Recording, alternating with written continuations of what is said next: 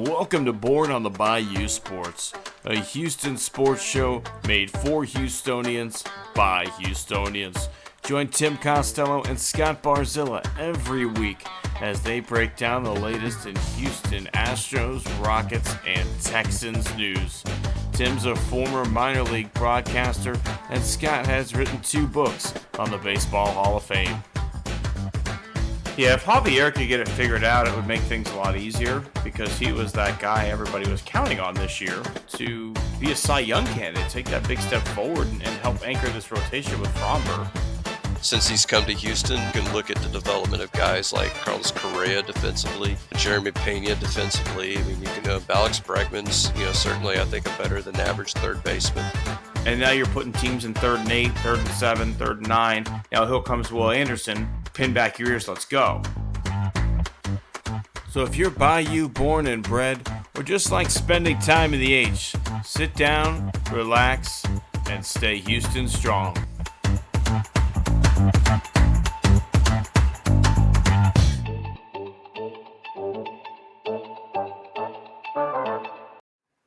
Welcome back in another fantastic week coming at you here. Born on the Bayou Sports, Tim Costello, Scott Barzilla coming in hot. New bat time, same bat channel this week. I was going to say, day late, hopefully not $1 short. I feel like we've used that one before, and I'm just trying to mix it up, keep it fresh, keep the people guessing. And, just trying to bring a sense of levity into what is just a strange world, Scott. It is, and I was going to say that, we obviously, we're a Houston sports-centric show. However, there's been lots in the world of sports outside of Houston that's happened. And I'm just going to say this, and I'll speak on behalf of you for a second. And I write on my Substack, one of the things I say is, I promise I will not be first, but I will be thoughtful. And I think I can speak for both of us in saying, we're not going to be the first people to comment on things that we're going to comment about tonight, but hopefully maybe we'll bring you a slightly different perspective than what you've had. I mean, you and I are never going to break news, right? And unless somehow I'm in a public restroom and some well-known major league player walks in and shoots up steroids as I'm just standing there, that's about the only way I'm going to break any news, right? You and I don't have secret sources. We follow certain people. We interact with former hosts or current hosts on radio stations, but it's still third-hand information, right? We're not breaking any news. Yeah. Speaking of the bathroom, I have a working theory that that's how the Moises Alou trade went down with the Marlins. That Jerry Hunsaker was using the urinal in the restroom, and all of a sudden, in Buston, Marlins GM, I got to get rid of this guy. Do you want him? Okay, yeah, I'll take him. Because that was one of the more lopsided trades in Astros history, certainly. Yeah, I didn't know that, but that's good to know. But I believe what you were originally referring to, Scott, when it comes to breaking news is good old Scottie Scheffler, right? I think you, me, many other fans of golf woke up Friday morning to the ESPN update that Scottie Scheffler had been arrested, and we were all just like, what the fuck just happened, right? And I think anyone who is not what I describe as a bootlicker is absolutely disgusted, right? There's still those people on the internet who are like, Scottie broke the law. He deserves to go to jail for at least a few days, all this other shit. But I think what those of us, again, who don't lick boots have come to realize is that Scottie Scheffler was just the victim of realistically police brutality, right? At the end of the day, you have a cop who wanted to John McClane himself onto a moving vehicle, crapped his pants, hurt his ego, lied about it, didn't turn on his body cam, arrested somebody who he didn't, for some reason, know was the number 1 player in the world, made national news in the process. And now they're trying to hold firm to the line that Scottie actually broke a law when, like, a bunch of people out there see this a different way. The evidence sees it a different way. But lo and behold, Louisville Police Department sees it differently. Well, those were $80 pants, Tim, that were ruined. So, I think Scottie Scheffler needs to pull out, 4 Andrew Jacksons and hand them over so that, the guy could get some new pants. You could have dry cleaned them. I mean, I get the shame of shitting your pants. I've had Taco Bell myself. We've all been there, right? But at the end of the day, like, it's laughable. And it was funny to me is the moment I saw all this stuff go down, I said to myself, that guy's body cam's not going to be on. Absolutely not going to be on. And what do you know? Body cam wasn't available. Shocking, right? And people literally out there are shocked by that. But I think you and I both know enough about the way that the police operate in this country. And on our previous show, we kind of did a conversation on policing and things along that nature. And so we've talked about it before. We've given these guys just ability to basically go to war against the people that they're there to actually serve and protect, right? Through the trainings that these guys receive while they're current officers. I'm not even talking about like before you become an officer.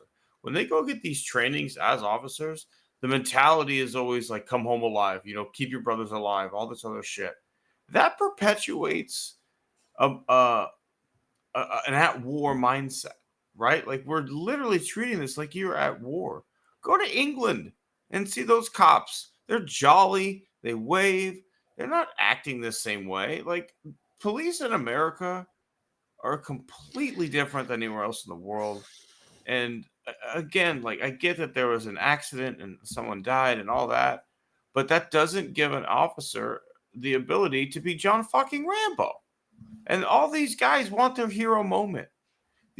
Every one of these cops joins the police force and imagines that at some point he gets to put a bullet in some guy's head that's like holding a girl hostage. And like, that's like every cop dreams about the day that he gets a fucking headshot on a potential kidnapper. And then they turn situations into, this is my moment. This is it. I'm going to leap on what? And what's the fucking plan? Once you let's say you land and stick the fucking dismount and you land perfectly on Scottie's fucking car. What's the plan? What are you doing at that point? Okay, Tim.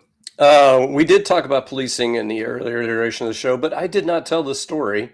I told it to you over text, but it deserves to be told over live radio, or I guess radio and video. Now that we're on the YouTubes.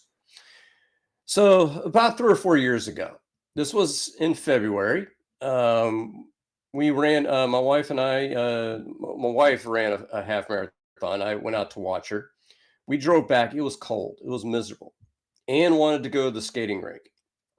Janet was tired. She's like, I don't want to pick her up. You go get her. So, I'm throwing on my hoodie because, it's cold, so I go to the skating rink and I walk by, I can't remember the officer's name. Even if I knew it, I probably wouldn't put him on blast, although I probably should. But he just asked me, hey, did you see anybody looking inside of cars? I was like, no, I didn't. So I walk in and I'm going inside the skating rink to go pick her up. Now, in full disclosure, I haven't paid to go into the skating rink, so maybe I should have paid to go in. We'll throw in that much. 2 minutes later, the guy is up in my grill and he's asking me, why are you looking inside of vehicles? I'm like, well, I wasn't. I'm just here to pick up my daughter. Well, where is she? And I says, I'm looking for her. So he immediately grabs me by the elbow and yanks me through the skating rink, past my daughter, which I see, and her friend, and pulls me back into like the little waiting. I don't know if you've ever been to that skating rink on Berry Boulevard, the one over. Yeah, you know which one I'm talking about? Yeah, so Tim knows one. So yanks me into the kind of the 4-year area, takes my license, looks at it, now that he realizes that, okay, it's my daughter, that, okay, he wasn't here to vandalize cars or rob cars. Oh, he must be drunk. So now he's not going to let me go home. And he's going to, and so he says, I think you're drunk. And I said, I will gladly sit here and take a breathalyzer test because I've had nothing to drink today. I don't have one available. Okay. So he has me do a field sobriety test. I don't know if you've ever done one of these, Tim. No. But he had me walk heel toe, and keep my balance perfect like you're walking on a balance beam. I couldn't do that at any time. Stone cold sober. I have horrible balance.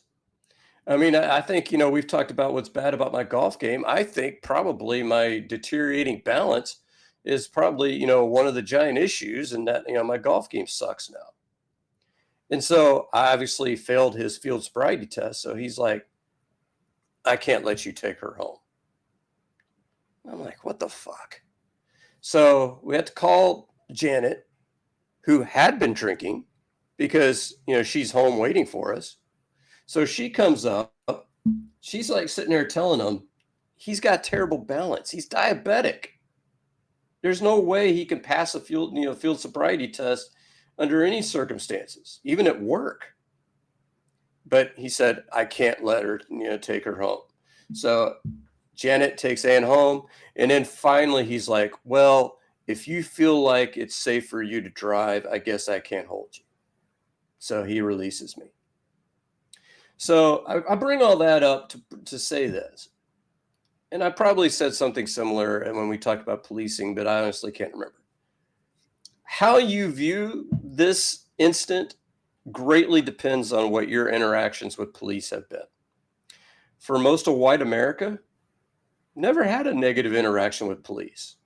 And so, a lot of, your conservatives, oh yeah, police, great people.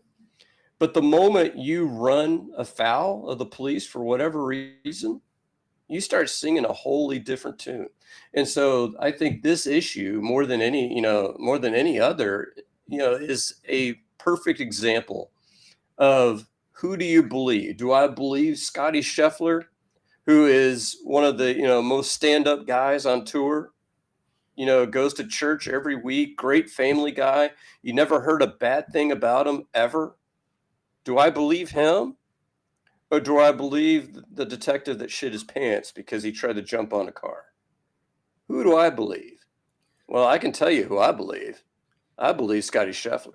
Yeah, and this is the same police department that murdered Breonna Taylor in her home and covered that shit up and has defied Department of Justice rulings and investigations and subpoenas. I have no faith that they're going to handle this properly.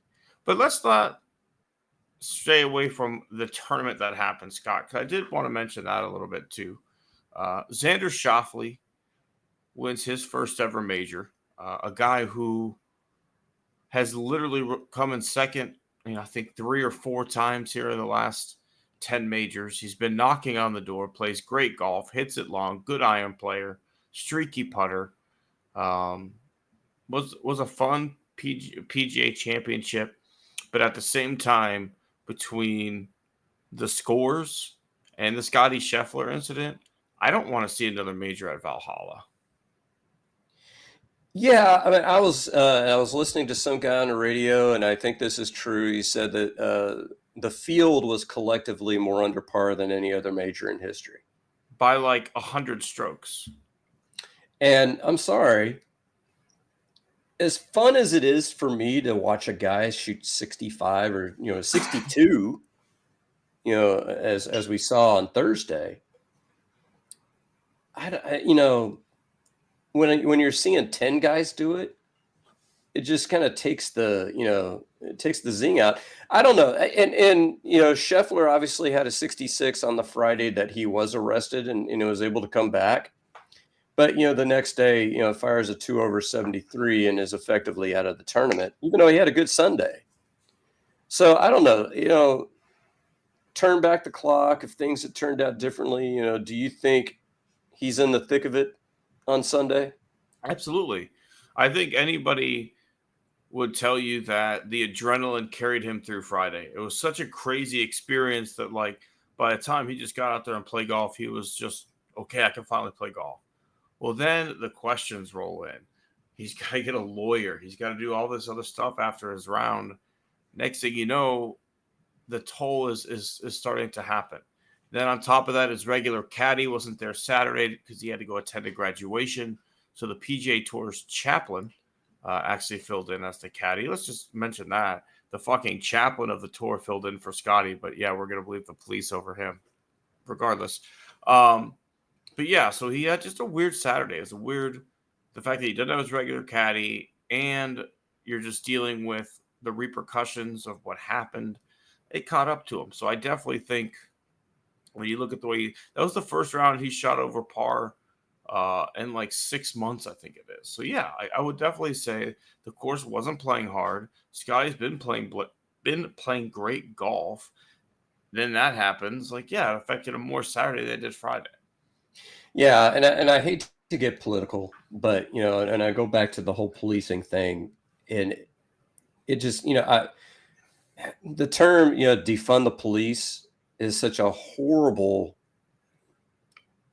slogan, and progressives don't do themselves any favors. However, you want to sit there and take a look, and why does a police department, for instance, need a tank? Why do we need military gear? Why, what are we doing? Why do we need, riot gear? Fortunately, it sounds like the Louisville DA is going to drop the vast majority of the charges, which is, I think, probably the most appropriate action here. And hopefully this doesn't affect Scottie Scheffler long term. It looked like he came back Sunday and had another typical Scottie Scheffler round. So hopefully he goes to the U.S. Open, to the British Open, and turns back into the Scottie Scheffler we know. Because, it is, I do generally enjoy watching greatness. And I think, and you've had guys, Tiger Woods obviously had a longer, stretch of greatness than most of the other guys currently. But, we saw Jordan Spieth, several years ago seemed to have like a great run. And Scheffler seems to be in the midst of that great run, and you want to see him, do as well as he possibly can while the iron is still hot. When it comes to the great ones in golf, right? I think you have to take, say, I think both Jack and Tiger out of the equation because they were just completely different animals, right? But for the most part, guys that are the great ones, right? The ones that have 5 to 6 majors. Those majors typically seem to be bunched, right? Like they kind of peak. Guys have a point where like everything's just clicking. And when Rory has every aspect of his game clicking, you're not beating him. When Jordan Spieth has every aspect of his game clicking, you're not beating him. When Scottie Scheffler has every aspect of his game, including the putting, clicking, you can't beat him. Those are your main guys, right? Then you have like your Justin Thomas guys who are pretty good players who at any point can like pop up and snag a major, snag a second major, but they don't have that peak that win 2 in a year, win 3 across 2 years, kind of thing like that. That Spieth did, that Scotty did, even that Rahm did in his PGA Tour time. But then what adds into it is that Scotty's so dominant in the regular events too, right? You've got guys like Koepka who will make sure that they peak 4 times a year. So they're going to give you 4 great performances a year, or at least in his prime he did. But Scotty he's fucking consistent, man. And he's consistently great. And I'm with you. I love watching it. And I enjoy it so much. Yeah, the only guy I can think of that really doesn't fit that mold historically is a Tom Watson. Yeah, because Tom Watson, I don't think he won any PGAs. I don't think he won any U.S. Open. He won one U.S. Open. He had that chip in on 17.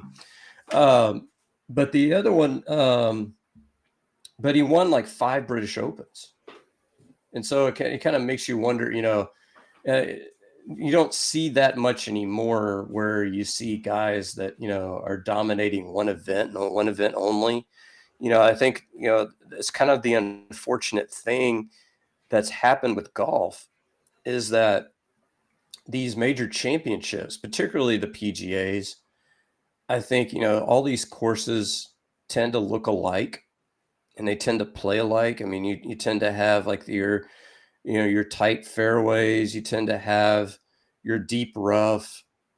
You don't see too many examples of, the old fashioned British Opens that require you to play like a whole different style of golf. And so that's really kind of the difference historically. But yeah, great on a great tournament this week. And, you mentioned Rory McIlroy is a guy that, it's kind of been disappointing. You thought would win more majors over time, but it's just so hard. There's, you're talking about a field of usually, over 100 golfers, any of whom have the talent, to put a really low score up there. I mean, you're talking about, the most talented players. I mean, the 100th golfer in the world could easily shoot a 64, 65. And then, you put a couple of those days up and you just never know, and so it's so hard for, guys like, like Scheffler to dominate even when they're playing their best golf because, anybody can get hot with the putter. Anybody, could suddenly, put things together. I know you and I have both had rounds where things just seem to magically happen for us that, that you didn't have, in most other cases. Now, in my case, that rarely happened in a tournament, but, hey, out by ourselves, just us keeping score, anything can happen. And that's what, the game of golf is a great game for that reason.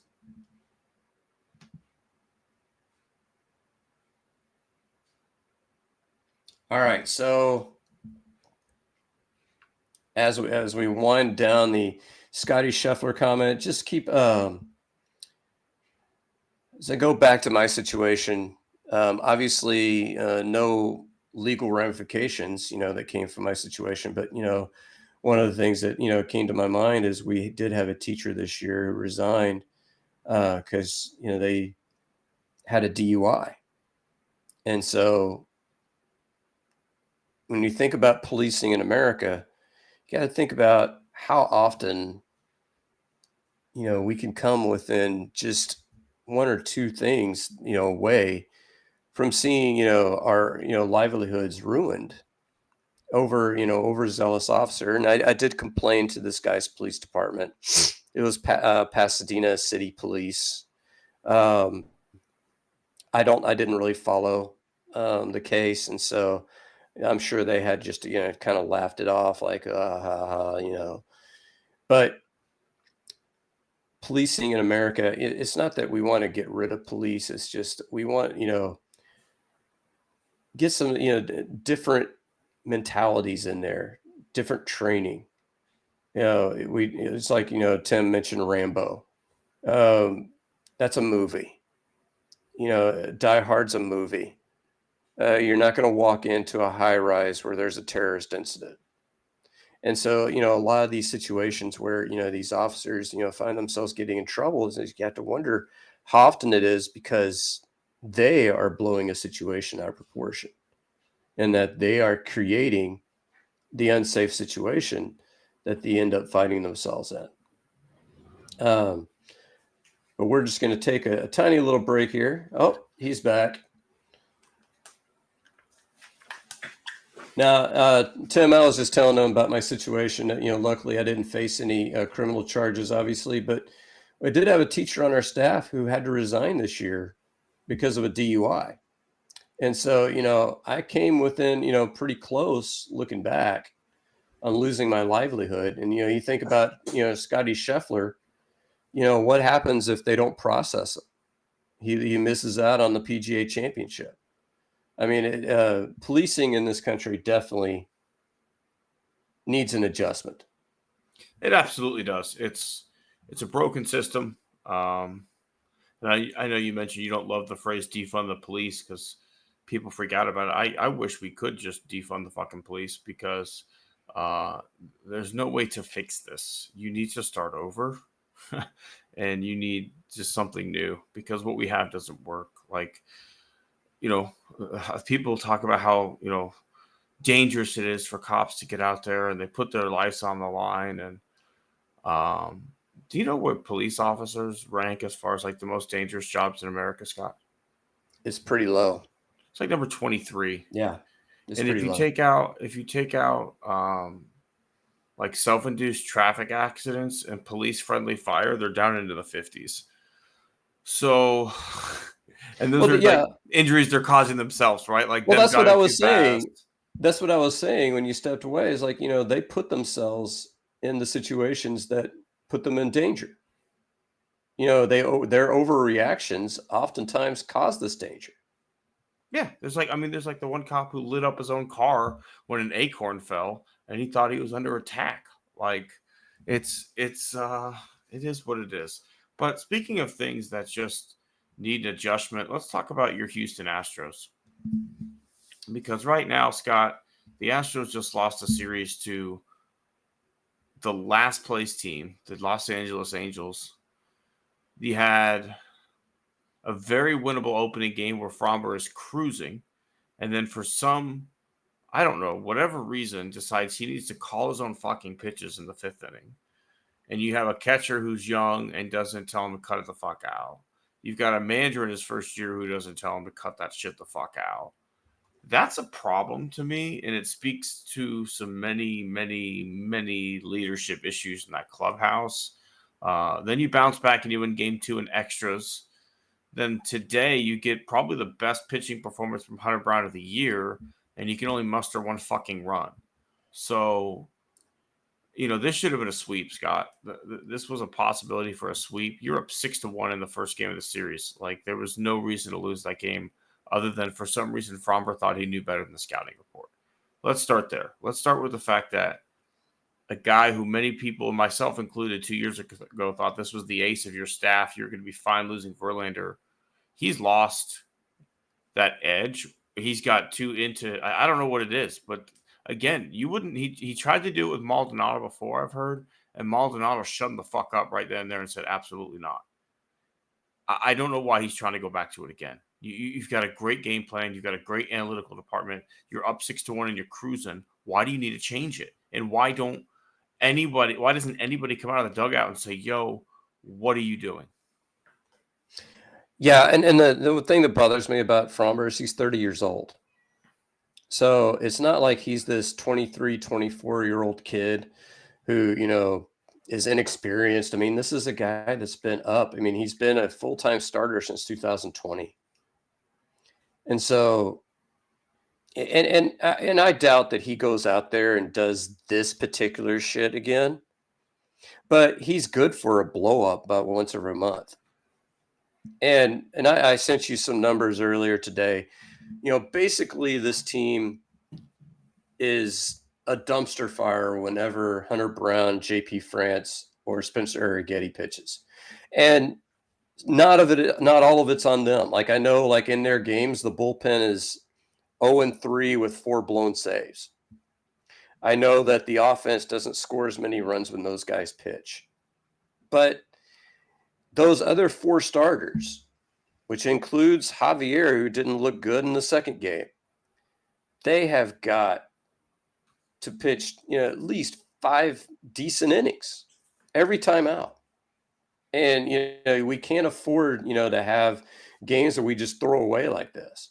Now, in today's game, I'm going to sit there and say, okay, fine. Sometimes your bats just aren't working. But that's the more reason that you got to win that opening game of the series. because then that turns into you win 2 out of 3. And you win 2 out of 3 in every series, you're going to the playoffs, and you're probably going to go back to the ALCS. But you fritter away games like this, then you don't go to the playoffs, and the run's over. Yeah, it's absolutely right. You cannot win your division in May, but you can sure shit lose it, right? The Astros dug themselves a pretty big hole in April. And you cannot play baseball games. You cannot have baseball series like this if you want to win this division. This is a team that has relied on professionalism and, veteran presence and guys who had established a clubhouse that you could come into and it was fun to be a part of. And it was just an understood thing that being an Astro meant something. And through, attrition, age, reluctance to pay certain people, that clubhouse is not there anymore. That veteran leadership is not there anymore. You don't have Martin Maldonado apparently holding pitchers accountable. Like, I didn't know that this was something that Martin was doing, was keeping Framber from calling his own pitches. But I don't think Martin Maldonado needs to be behind the plate, because even if you look at his numbers in Chicago, he's terrible. But like, if he was a fucking bench coach or a pitching assistant or something, that these guys would trust the scouting report. I don't know, but the scouting report was working. What they were doing is working. It just there's a lack of leadership.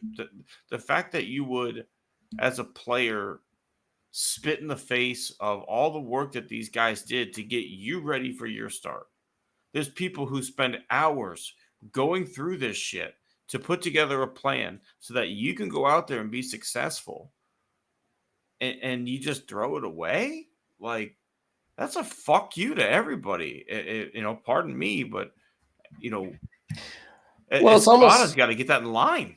Well, it's almost like, Nuclear Luge, and Bull Durham, where he's saying, I want to announce my presence with authority.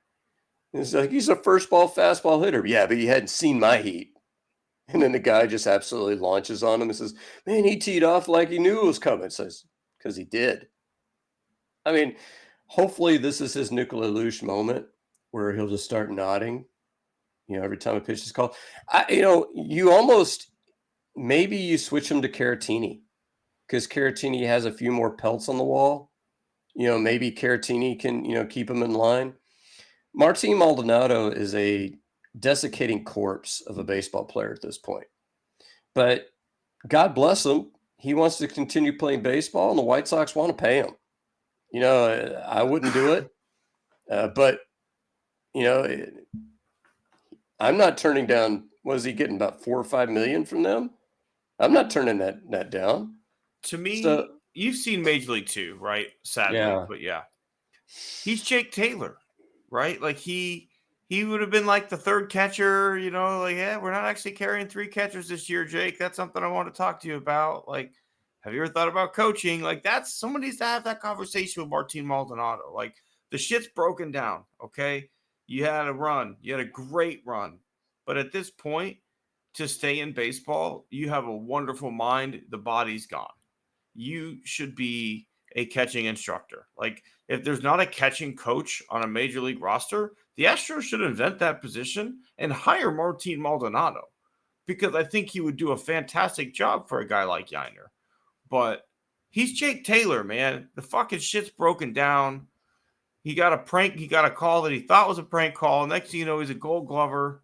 And, the body's breaking down. But he was already, like, in his mid-30s when the Astros got him. He wasn't a young guy.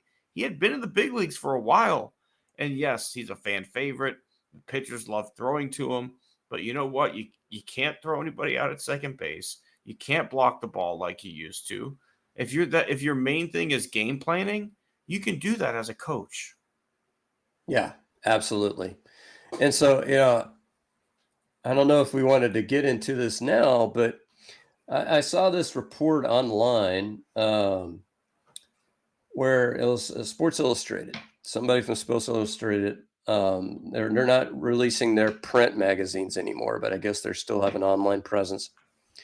Suggested that the Astros trade Colin Barber and another pitching prospect in exchange for Paul Goldschmidt from the Cardinals. So I'm going to, start the conversation off and see if you're on board with that. But obviously, this kind of brings us to some jumping off points that we can go to later.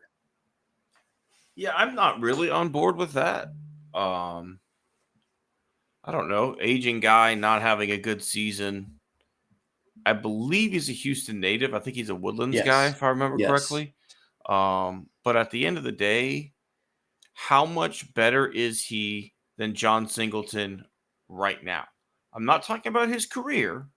I'm talking about right now. Because you've already got $20 million committed to Jose Abreu. And now you're going to bring on another expensive guy who's not that much better than the guy who's really, really cheap. So for that reason alone, I'm going to say no. If I'm going to make a move, I need someone who's going to make this team better. And if you're not better than the guy that I have playing there right now, who at least you've got the left-handed Chris Carter, right? Like at any point, this guy could take you deep and he could change a ball game. Goldschmidt, I don't know if he's going to turn it around. He's a little bit older. Definitely has a lot more innings in him because Singleton obviously took a little bit of a reprieve there in the middle of his career. But I don't know. I think you're probably a little bit more in favor of it than I am.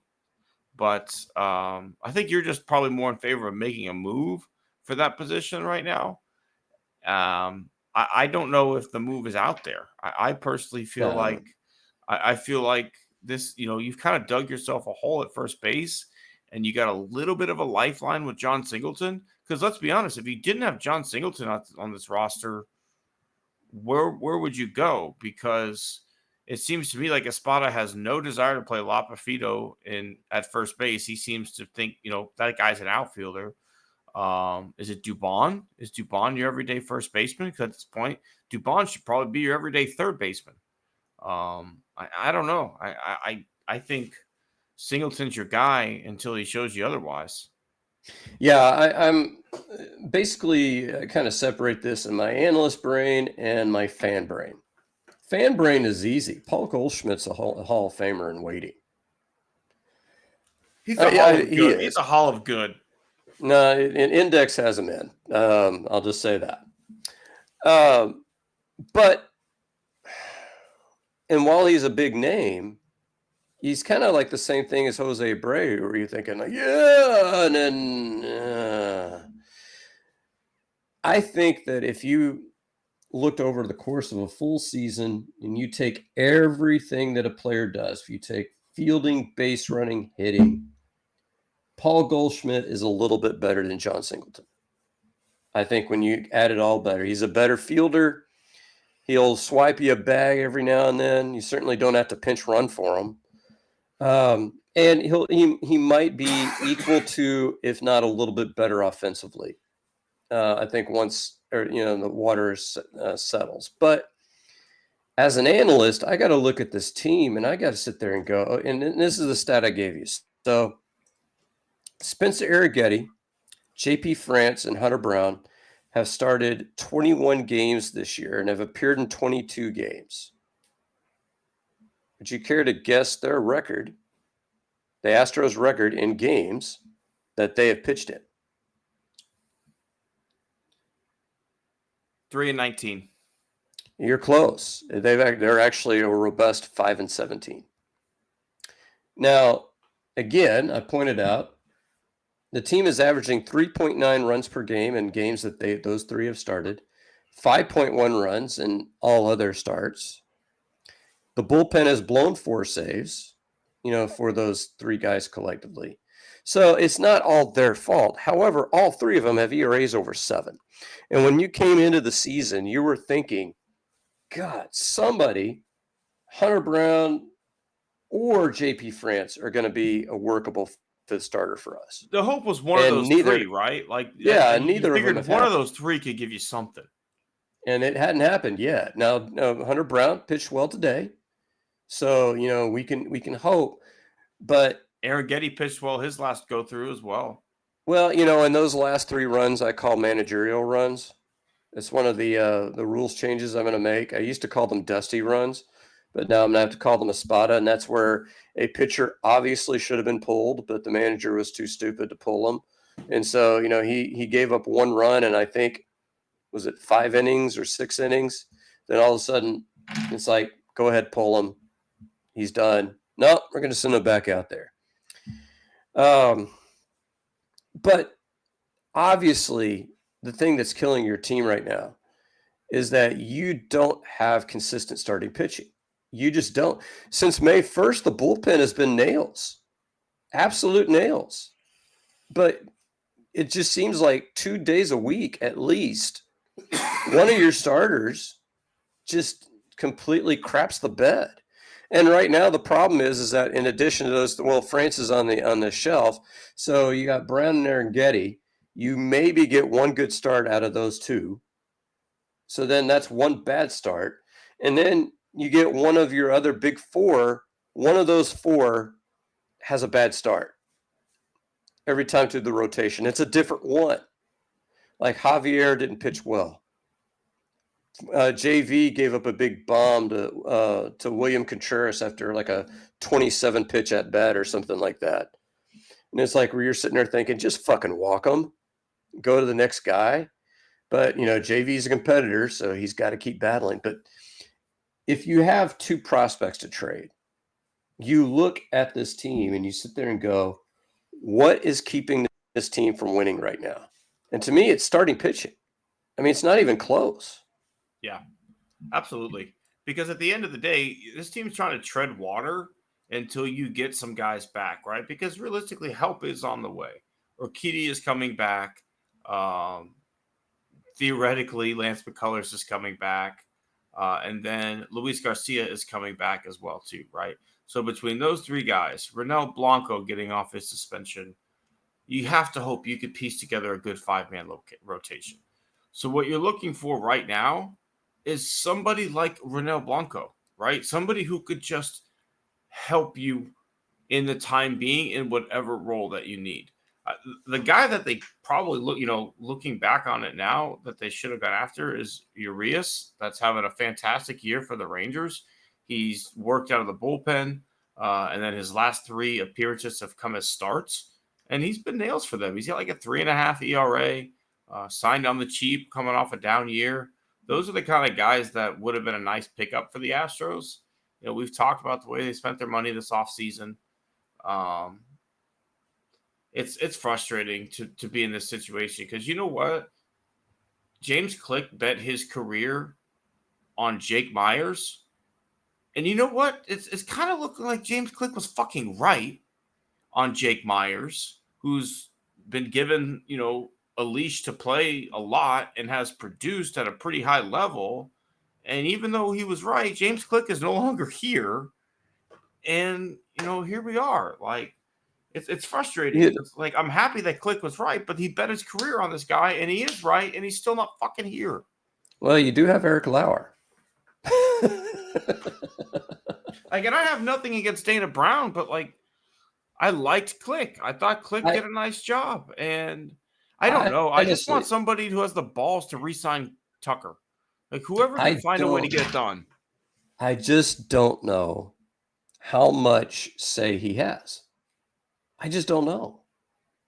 Now, I think I trust his baseball acumen. I think the minor decisions that he's made that you could sit there and say, these are Dana Brown decisions. I think, when you were looking for a backup catcher, I don't think you could find a better one than Victor Caratini. I mean, he's already won yourself, he's had 2 or 3 walk-off, hits to win games. I mean, he's regularly being pinch hit, late in ball games because he's been that clutch. And, he's a good defensive catcher. He's a good veteran catcher. I don't think there was anybody else in baseball who would have been better. And so good for Dana Brown to pick up that guy to solidify the catching position. But was Josh Hader his move? I don't think so. And Josh Hader, to his credit, he's had a good May. He's back to looking like the Josh Hader that everybody thought he was. But And it he's goes been more back. of that Swiss Army knife, right? Like he had put some strict rules on himself in Milwaukee and San Diego after no one would give him the long-term deal.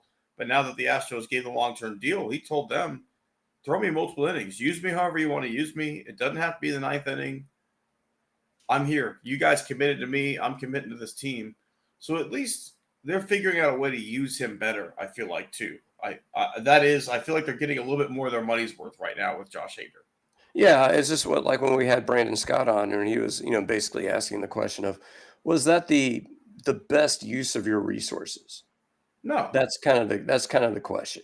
No. If you had $20 million a year to spend and you could have got Neris for 12, another guy like or Urias for 4 or 5, maybe another first base, maybe another guy who could play left field and first base and third base, or somebody, maybe bringing a guy like Toro back who can play 3 or 4 different positions when Bregman's playing like shit, when first base is not going well, whatever it is, to give Dubon is not a guy who could really play first. Like it's not a big target.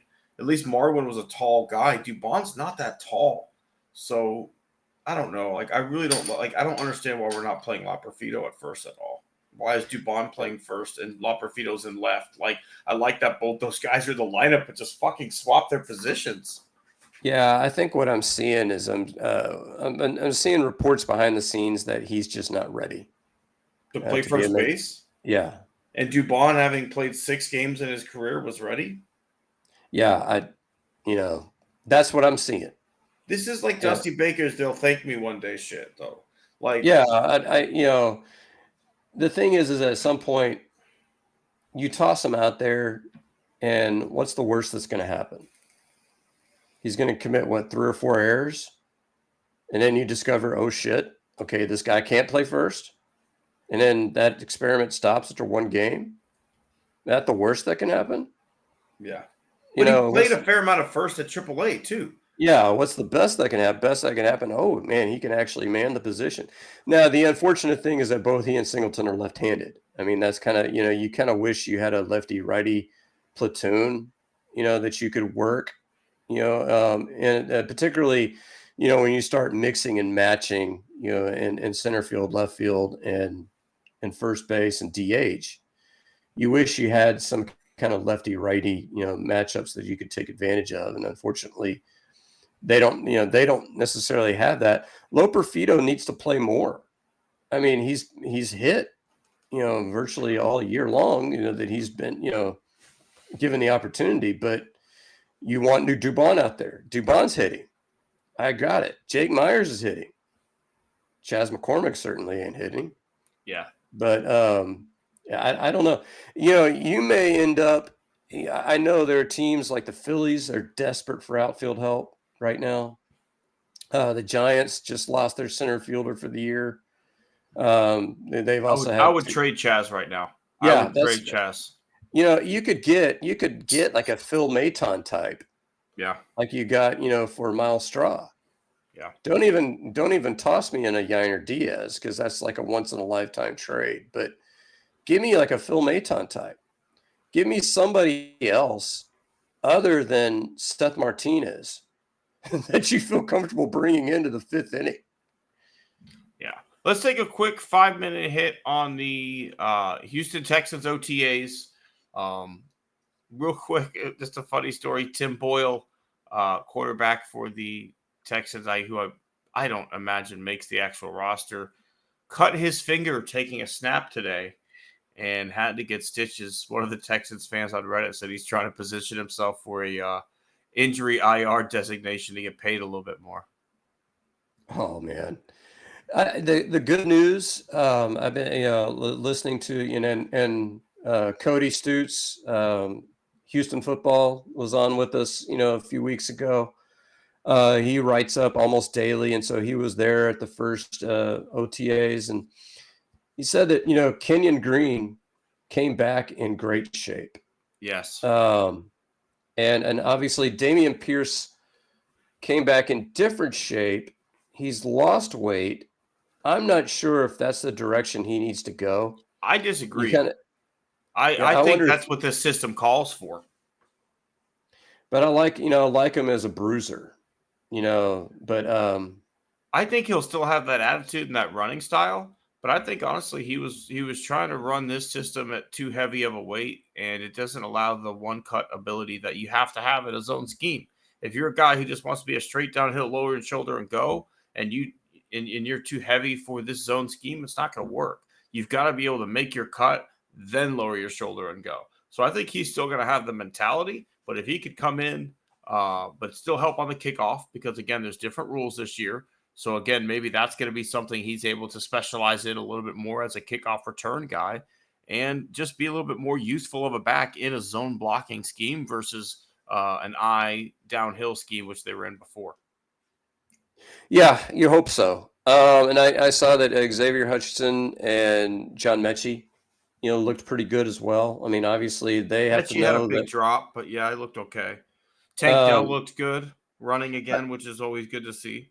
I'm not worried about Mechie dropping balls. I'm worried about him getting open because he just wasn't getting separation last year. And in the few opportunities they had, particularly if you watch that Jets game, I mean, nobody was getting open once Nico Collins went down. And of course, Tank Dell was already on the shelf by then too. And so it's good that some of these young guys, particularly Kenyon Green and Hutchinson and Mechie, they've been smart enough to know that they could easily be cut if they don't come in good shape or they don't look good. And so at least in the early going, I mean, it is May, but at least in the early going, it looks like some of those situations are on the improvement. Absolutely. Well, let's move on, Scott. That's just a quick OTA.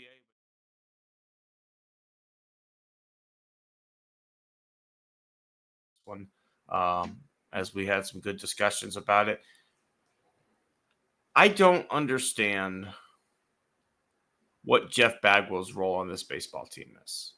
I really don't understand it, because growing up as a kid, I never in my mind thought I could ever live in a world where I am upset with Jeff Bagwell.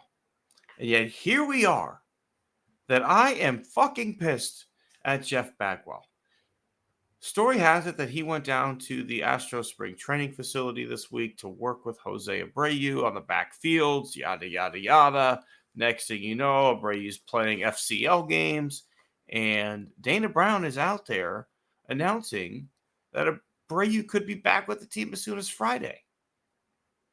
And it hasn't even been a month, but let's just say in that time, the Astros have played their best baseball of the season. Singleton's been better than anything we had up until this point.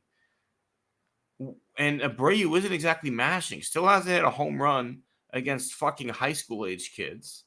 He's got a couple of doubles. He's hitting 333. But again, this is the FCL league. If you want to show me that you're ready to be back, you should be hitting like 750 and mashing, because these kids just have fastballs and they don't have secondary pitches. But what it shows me is that Jose Abreu still can't catch up to the fastball, and he's hitting some hard balls off the crappy secondary pitches that these kids have because they're young. But here's Jeff Bagwell coming in again, just like he did with this signing, just like he did with the signing it's gonna piss me off, the reliever, Rafael Montero. Just like he did Montero, he's pushing it. And I don't understand it, Scott, because it seems to me it's 1000% the wrong move, and everybody but Jeff Bagwell could see that. Well, and what he is he's the ultimate meathead. He's the back of the baseball card guy. And you remember how Bagwell's career ended. He was playing great baseball until he wasn't, because he wasn't physically able to anymore. His shoulder would not let him hit for power. I mean, he spent 2005 as a glorified pinch hitting, singles hitter. Had some big singles in that year. I'll give him that. But the whole thing with back of the baseball card guy is that everybody is great until they're not. And whenever you're looking in the rearview mirror, things are always clearer than when you're looking through the windshield. And the problem is that you don't know when guys are going to hit the wall, but they all hit the wall. Willie Mays stumbles in the outfield in the 1973 World Series, looks awful. I mean, you have, Ty Cobb wearing, I think, a Philadelphia A's, jersey at the end of his career. You've got, Hank Aaron playing with the Brewers. I mean, you've got, Hakeem is a Raptor. Yeah, Babe Ruth playing with the Boston Braves. The thing is, all of these guys are great until they're not. Jose Abreu was a very good baseball player. In fact, if he had, probably come up as a young player and not played in Cuba, you might be talking about him possibly being a Hall of Famer. But that's not going to happen. And it's certainly not going to happen now. And to your point, okay, let's say he's beating rookie league competition. You know what you do next, Tim? What do you do next, Tim? Bump him up a level, not straight to the major leagues. Then you beat A-ball competition. And then if you're able to beat A-ball competition, where do you go from there, Tim? At least AA, I would think. Yeah, then you beat AA competition. Where do you go? Maybe AAA, maybe the big leagues. I'm at least okay if you went to AA and raked. Yeah, because top prospects are in AA. Typically, AAA's, the in-betweener guys. So I'm fine with at least getting him AA. They say now, I think the pressure the fan reaction wasn't great. And so they said they're now going to send him to Sugarland first. But yeah, I can't believe Bagwell's in here pushing this shit again, man. It's really, really frustrating. Yeah, and so and that's where we talked about the whole Josh Hader thing. We talked about everything else. How much of a say does this guy have? And we heard that Reggie Jackson's also involved. Which seems so surreal to me. And you're like, what do you have to do with Houston? I don't know. Biggio maybe has some outside involvement here and there. But that's like when they interviewed Brad Ausmus for the GM job. And it's like, I could see interviewing Brad Ausmus for the managerial job, but he's never been a GM. He's never been anything remotely close. So you're basically just assembling the band back together, and that thinking underachieved, an underachieving band. Well, who gives a shit? They won 5 World Series. No, they did not win 5 World Series. No, I'm saying even if they did win 5 World Series, it's not like, because Reggie Jackson certainly did. But he's not the band. The band is Biggio, Bagwell, Ausmus that did not ever do what they're supposed to do. But I'm saying he can show off his 5 rings, but what does that have to do with identifying talent? Yeah, he does. Bagwell, and this goes for, I'd say, a majority of Hall of Fame level athletes across most sports. They're not good talent identifiers. They had something different in them, and that's why they're in the fucking Hall of Fame. They can't coach what they have for the most part. Michael Jordan, Larry Bird, all these guys were not great coaches. Michael Jordan was a terrible owner because you can't sit there and just go, well, do what I did. Because you know what, Michael? No one in the fucking world could ever do what you did. There's some guys, like I think LeBron probably could be a little bit better coach. But I still don't think I think LeBron would be better for high school kids. I don't think LeBron's going to be a great NBA coach because LeBron just is able to do things that most people can't do. So these guys who had another level, had another gear, who played at the highest level of anyone who ever played their sport, I don't need them identifying talent. People like Billy Beane, who didn't make it but saw what other people did have and why they made it, they seem to be a lot more valuable because they looked around them and they realized what they as a player were lacking and what these other guys had, and that's why they ended up making it. Those are the guys that you want. Ausmus, I honestly would have rather had Ausmus as a GM than a manager. If I had to have Ausmus hired, it was going to be one of those 2 positions.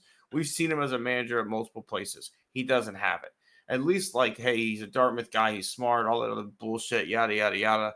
Let's see what happens with the GM. Because even Lunau went the other way, though. He was a GM who went into the managerial position. But you could be a baseball mind slotted into the wrong spot. I could give you that. But, you're not a manager, Brad, at the end of the day. We've seen that. I thought when he went to Detroit initially, that was a great hire by the Tigers. I wish the Astros would have hired him. And I was fucking wrong. Brad Ausmus is not a manager, period. But let's keep it moving, Yeah. Scott, because I want to get to our positivity before we get to the negativity. And I've got a new video for our hat tips. We're premiering something this week.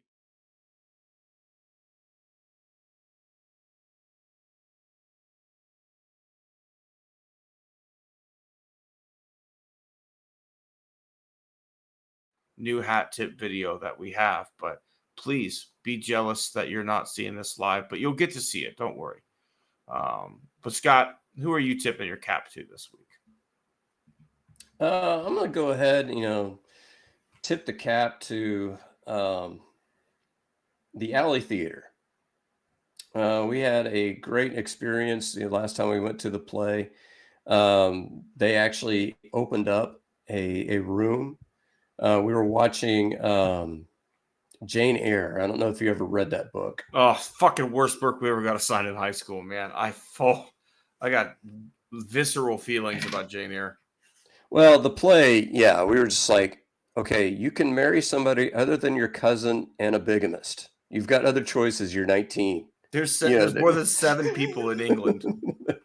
Well, but anyway, they did a great thing though beforehand. They sat there and said, hey, we're going to open up a lounge for people who are donators. So we go in, we get a free, both of us gin-based drink, one of those, kind of theme, 19th century England themed kind of things. Yeah, really Londoners good. love their gin. Literally, the nation of England almost ceased to exist anymore because of how much Londoners love to get fucking hammered on gin. I can buy it. It was good stuff, and it was really good stuff. I'm definitely a fan, and I was a fan of the fact that they knew, and then they called us back later, thanked us for coming, and so great to have a personal touch. They've invited us to an event here in June. Only for the people who donate, and so good on the Alley Theater, treating their donors the right way. Houston really does have a fantastic theater scene. Growing up, we did Alley a bunch. My mom had season tickets to Theater Under the Stars for a long time. Broadway Across America. Even here, Haley and I have our season tickets to the local community theater, and then we're doing Dallas Broadway Across America as well. So nice to feel appreciated. Nice that they took good care of you guys there, Scott.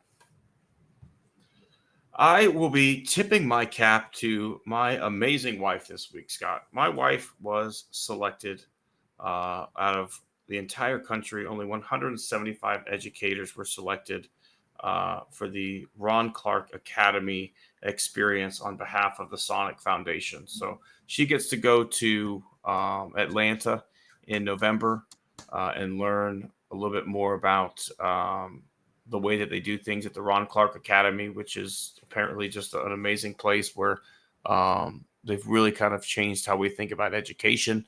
Her school is based on that academy. So it's just a huge opportunity for her.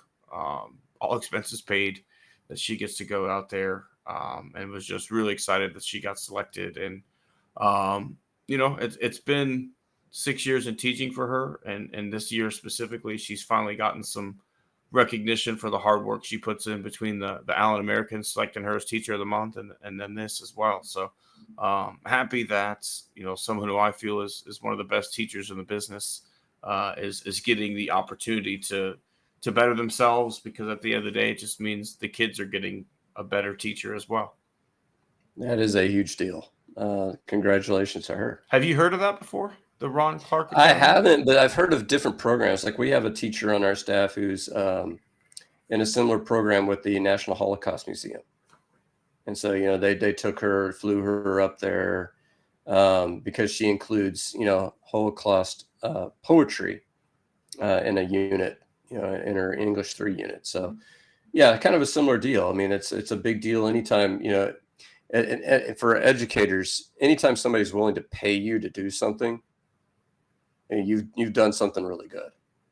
And shout out to Sonic for sponsoring that too, because they are the ones, I guess, paying for my wife to get there, and they put that together. So good job on Sonic. Not only do they make a nice pretzel stick with cheese dip, they are sending some wonderful educators to be even better. So that's where I'm tipping my cap this week, Scott. All right. So is that time? It's time, Scott.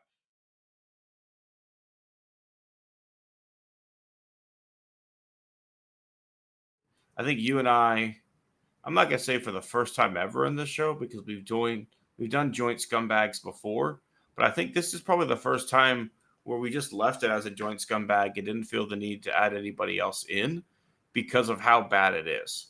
And I think you and I are both uniquely suited to talk about this, seeing as we both grew up Catholic, right? And I feel like Harrison Butker is obviously who we're going to be talking about here in his outrageous commencement speech, but he's going to hide behind a veil of Catholicism here that, as you and I both know, we grew up in the Catholic Church.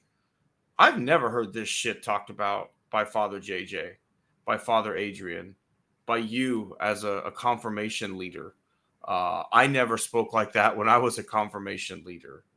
And to sit there and be like, well, this is, Catholicism. Like, the fuck it isn't. And I guarantee you our awesome Pope who we have right now would disagree with that shit as well. Well, not only them, but the nuns who are affiliated with that college. They came out against it as well. Yeah, they came out against it as well. Now, here I'm going to say this, and I'm going to say this as a former high school government teacher. Millions of Americans absolutely have no idea what freedom of speech is. They don't. They don't have any clue. And this is where one of the things I'm going to defend. Like, a lot of people think that, that you have people saying LeBron James, shut up and dribble, Serena Williams, just shut up and play tennis, Colin Kaepernick, stand for the anthem, do this. They think they're racist. I don't think most of them are racist. I think they are calling for free speech here because they agree with Harrison Butker. That's what it's all about. It's free speech when I agree with you, Tim. It's offensive when I don't. And so here's what I want him to understand. And I want everybody listening to understand. The First Amendment gives you the right to say whatever you want without Congress making a law against it. What it doesn't do is it doesn't protect you from any of us who want to call you a dumbass for your opinion. It also doesn't protect you when your place of work says, you know what? We don't want you representing us. It doesn't protect you from that either. And people, sadly, though, his place of work is run by someone who agrees with his line of thought. Oh, sure. And you would look at, what happened with Colin Kaepernick, obviously, they didn't agree with him and that's why he's out. But that's the NFL's right. But see, the other part of that too is that I have the freedom of expression of saying, hey, National Football League, you're full of shit. I have that right. Because, if you're going to come out and you're going to sit there and say, like, and Janet pointed this out, I have to give a little tip of the cap to her when we were talking about this. They seem to be all for Ray Rice getting a second chance until the video came out of him punching his fiance. Yeah, he had 2-game suspension before that video. Yeah. And then when they, brought her in, they basically interrogated her instead of asking questions with him in the room. Who does that? That's just, and so, but the point is, Mr. Butker, is that you're getting torched in social media. You're getting torched by, I think, a majority of Americans because that's how free speech works. That's how this all works. You say something, I get to respond. That's, people can respond to our podcast. They can think that something that Tim or I have said is just completely, utterly foolish, and they can torch us on social media if they want. Of course, that would give us more attention and probably more views. I'd love it. Someone would disagree with something we said. Yeah, exactly. Come at us. Go with the Alex Jones method and just start putting outrageous shit out there. Yeah, just please mention the correct name of the show. It's Born on the Bayou Sports. Please Scott, put that in there. I want to say something here. because I don't even think of this as much as a free speech issue. I think of it as much as a fuck you, you piece of shit issue. Because I have 2 daughters. You have a daughter. I am if my children come to me and they are happily married and living their life and they want to be a stay-at-home mom and do things that way, and their husband and them or their partner and them have a agreement on how things are going to work, awesome. That's as long as you're happy. But if my child comes to me and wants to be a rocket scientist or a golfer or a teacher or I don't know, whatever random job it is, right? Like, I don't care as long as you're happy and you're able to take care of yourself. Like, I don't care what it is. You should just want your kids to be happy.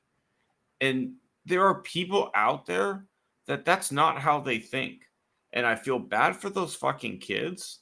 I feel bad for his wife that she honestly is brainwashed to the point that she thinks she's a willing participant in this shit, because she's not. It's Stockholm syndrome, right? Like, we are stripping the rights of women, and we are trying to get back to this place where, like, women can't have credit cards and women can't initiate divorces, and no fault divorces are just gone, and it's a man's world. And, like, again, I'm raising 2 daughters, and I'm gonna fight like hell when you try and do shit like that. When you try to make statements like the ones he made seem like that's okay to talk about, whether it's free speech or not. I'm going to fucking rail you for it because you're a moron. You can have the right to say it, because all it does is let me know that you're a scumbag. You're a piece of shit. You're someone who I will never let my family be around. And if I saw you in public, I'm turning the other way. And if you came anywhere near my house and moved into my neighborhood, I'm going to do everything I can to pick at yours and say, scumbag Harrison Bucker lives here. He thinks women are equal human beings. Because that's how I feel. Right? You will not take a future away from my children to create one where women are good for one thing and one thing only, because that's sure as shit not happening. Well, and what kills me is, this is where, even if I'm going to take him at his word and just, look at his statements in the best possible light, which, my favorite is that he came out and clarified his speech, and the clarification made it sound worse. Yeah. It's like, just shut up, dude. But I think you'll agree with me that raising our children is the most important thing we'll do. Absolutely. But it can't be the only thing we do. For sure. And that's where I think he's mistaken, is that if you look at Janet, being Anne's mom, is that the most important thing she does? Yeah.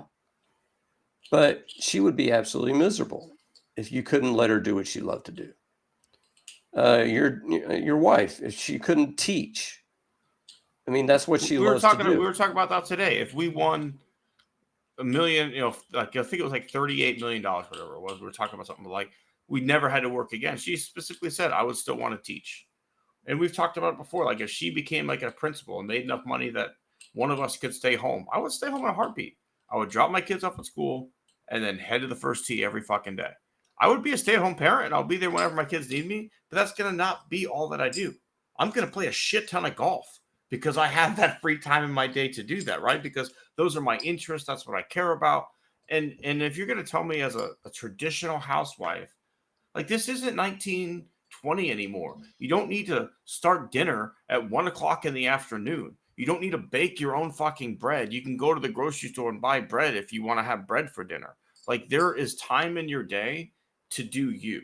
You can be a stay-at-home parent. You can take your kids to school or to daycare, or even if, like, your kid's not that old yet and they stay home with you. I take my kid to the grocery store with me. I've taken my children to sporting events. I've taken my children to a movie. I was against that one. I didn't love it, but it happened anyway. Either way, you don't have to make that your total personality. You don't have to you should never make one total thing your whole personality, right? Like, I love golf. I probably talk a lot about golf, but it's not the only thing it's not the only thing there is to Tim, right? There's more to Tim than just the game of golf. There should be more to my wife than just being a mother. And that's something that we make sure she knows, right? And yours as well. Because I think sometimes they get frustrated with that. Like, I'm just mom. Like, no, you're an amazing teacher, or in your wife's case, you're a world-renowned scientist. Like, there are more things that you do than just raise kids, even if you are a stay-at-home mom. And here's the thing, about the Harrison Bunkers of the world. There are two things that I can readily sit here and admit and don't bother me in the least. Number one, Janet makes more money than I do.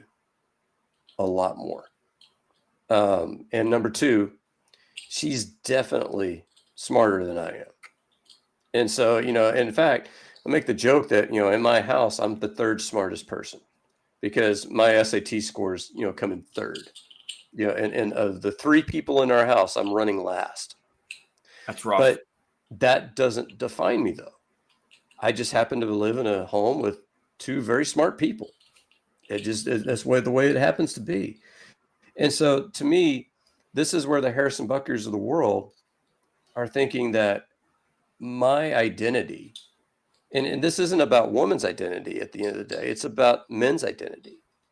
And his identity is wrapped up in, I have to be the breadwinner, I have to be the provider, I have to be the strong, guy that can do, I can't work on my car.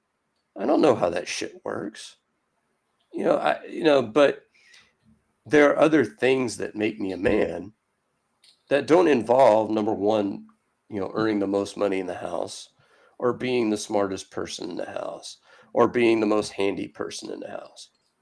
That's not what defines a man. And that's where these people are at, that they think that, well, I can only be a man if my woman is stuck at, chained to a stove at home. That's the only way that they feel like they can be a man.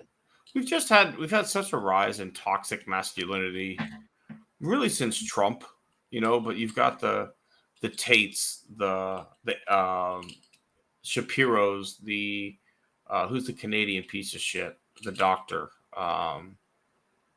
It's gonna piss me off. Either way, like the Alex Joneses, the Tucker Carlsons, all these people who say that you have to have XYZ to be masculine. You have to eat X amount of steak. You have to have a gun. You have to go hunting. You have to kill X amount of things per year. You have to, be in this type of shape. You have to, your wife has to do these things for you. Like, no, like, we don't need to define our lives. We need to chase happiness, be the best versions of ourselves, do right by our children, do right by our partners, and leave it as that. Stop trying to define what a man is, what a woman is, what makes you a masculine guy. If you and your partner want to have someone stay home, that's great. If your wife loves to cook and she wants to cook you every meal, that's awesome. You know what, Scott? I cook 98% of the food that we eat in this house. In our entire marriage, Haley's probably made 20 meals. Most of them, like when I'm at work at the office, she'll do like a crock pot meal or something like that. We have that. That's how we work, right? Like, that's how our family works. It's just easier that way. And it's just, it's what we do. Am I upset about it? Do I feel like my house isn't traditional? No. Because you know what? My dad cooked most of the food when I was growing up too. It's just how it was. It doesn't mean because he paid somebody to do his oil, but knew putting these ingredients together makes a great tomato sauce that he's any less of a man. Like, nah, my dad knew how to cook. That's what he was an expert in. People are experts in certain things. Harrison Butker is an expert in kicking a fucking ball. And that's it. We should take him at his word for nothing else besides how to make field goals. Because you know what? He could probably write a book on technique on kicking a field goal or a kickoff. But that's it. That's all we should listen to him on, because that's what he fucking knows. Everything else is his opinion, and it's bullshit. And on that, I'm out. Sounds good to me, Tim. All right, Scott, that's all we've got for the people this week. Tell them where they can find you in the meantime. I know you've been pumping out a ton of content on the website.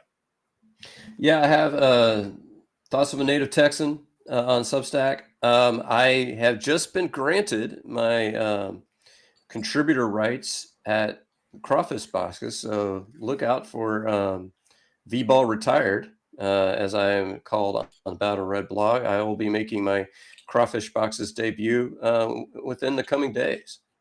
I'm excited for that. We will be sure to put that out on the Born on the Bayou Facebook page. If you haven't liked the Facebook page, be sure to like and follow us there. That's where majority of the updates go. All the episodes go there, as well as the YouTube page. Feel free to pound that subscribe button and follow us there. But we appreciate everybody who joined us this week. We will be back at it again next week, and we hope to have you back at it with us here on Born on the Bayou Sports.